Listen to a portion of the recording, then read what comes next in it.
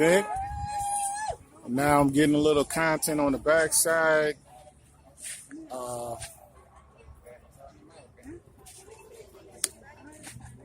Hey, why is this important to you to challenge the this activity that's going on at the Montana Detention Center? First, can you tell who you are? Because I like to. Sorry, I know who you are, but I'm doing this.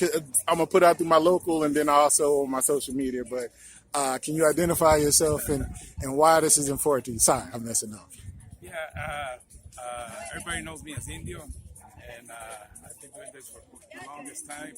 And one of the reasons I'm here today is because everybody's out there celebrating the 4th of July, Independence Day, and I have yet to see a day where we've had independence from this government that tries to step on us all the time, and that's not independence. That's bringing us down. So that's one of my reasons I'm here today to protest something that's supposed to be our American right, and it isn't. And for all the immigrants that are locked up over here, all our brothers and sisters here who have people in there and suffer just the same way as I have. Thank you so much. Oh, and the sign. Gotta have a sign. Sorry. It went off. It went You ready? off. You ready? I got a couple of questions for you. It went off. Oh, you weren't able to take a picture. That's what you need. That's what you want. You can't see your sunglasses. Okay, let me answer this question. So can you tell, I'm doing this for my local, but also I'm going to put on my social media. I like to try to get some extra engagement with these events because I know they don't interview everybody. So can you tell me who you are and why this protest is important to you? Okay, my name is Pat Duran. I'm a member of the Chuguabla and of Indivisible 915. And the reason that I'm here today is to protest against our president, the dictatorship. Our country is upside down at this time. And on top of that, most important, our immigrants in those camps afar are suffering. They're dying. There's not good food. There's not good medical care. There's not good conditions. They're not even letting us take them socks or T-shirts. It's an inhumane way of living. It's our people. It's respect. They have the right to be able to share whatever they're doing. We are the melting pot. USA is known as the melting pot. So why is it now turning that they turn around and put our people in tents and send them back, not to their countries, but to a far away, so that they can have difficulties coming back to their countries? What is wrong with this picture? That's why we're here today, to protest that our country is upside down and that our president does not care about us as human beings. Thank you.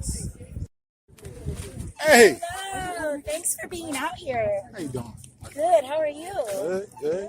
Working. I'm not a reporter. I'm a local president, but I support all the different events. So I like to ask questions of everybody. You know, get a little extra insight because I'm trying to promote getting more people in El Paso to be a part of what's going on because this is about all of us getting affected, not just one or two. And so I'm doing what I can to be part of the change. So if you could, though I've met a lot of people, could you identify who you are and then say why this protest is important to you?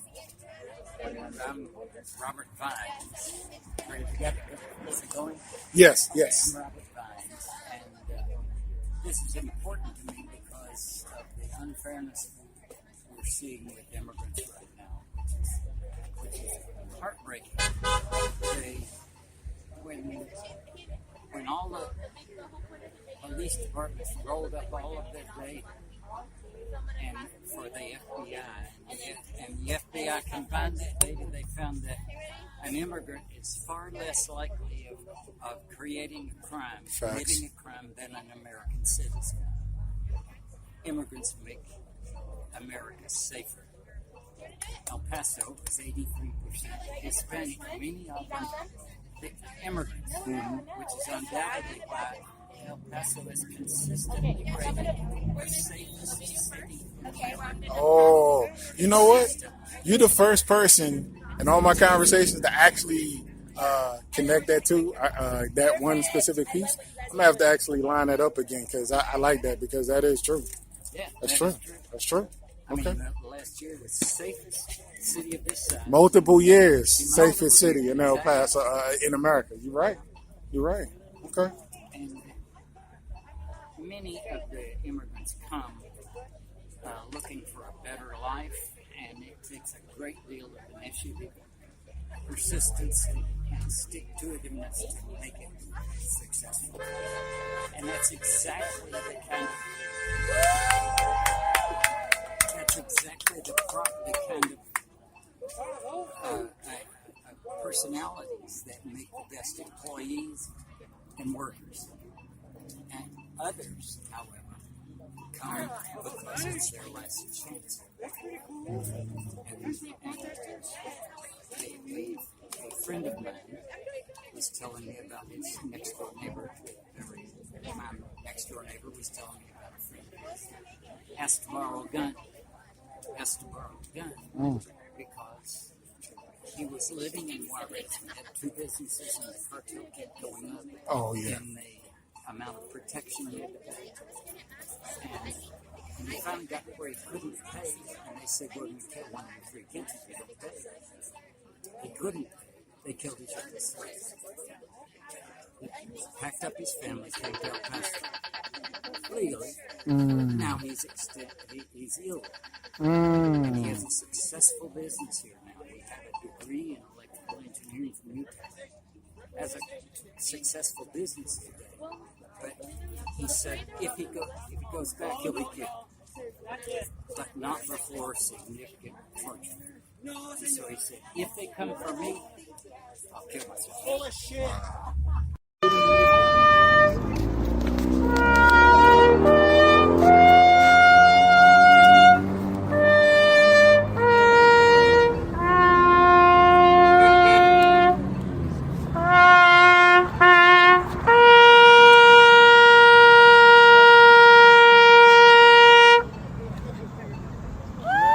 Let's get it. It's already on. I'm ready. My name is C.B. Holden, and I am here to stand, speak, and unite in solidarity with humans, the ones we currently label immigrants. I am a military spouse who has had the privilege of living all around our nation since I was 18 years old. I have lived, worked, and raised children in a variety of communities all around our nation. My husband has served this country all of our adulthood. I only say this because in every state, community, and neighborhood I have lived and have had a neighbor that has migrated from another country. My business partner was from Ukraine, who still owns a successful pizzeria.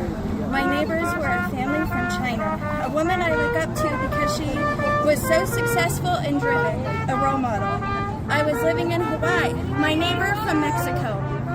It is a beautiful thing to learn where traveling can take you, because if I never left my hometown, I wouldn't have learned how to make tamales in Hawaii. I wouldn't have learned how to make the best coquito in Kansas if my neighbor from Puerto Rico didn't migrate and meet me there. I baked with a woman from Italy who fell in love with a soldier. I dined and worked alongside with women who have migrated from Vietnam. These were all my neighbors, my friends, and people who have built incredible things inside of a country we are proud to contribute to, and there's many more people I could list.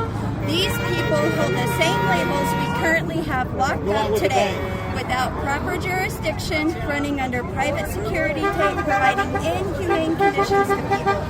People who left other countries and our homelands over 50 years ago, and they came and contributed to our land.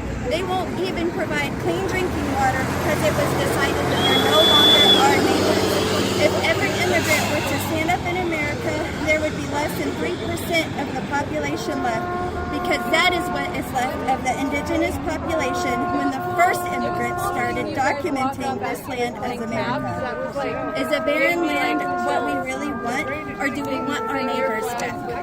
So tell me what you're going to do past high school again? Alright, when I graduate high school, I'm looking to go to Howard University in DC, get my political science degree, maybe a degree in law, and just become a politician and inspire change for the future generations and our generation.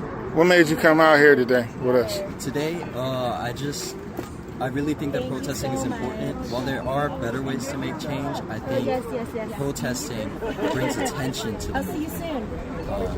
And I think it's really important that the youth is out here because the youth all throughout history have inspired change.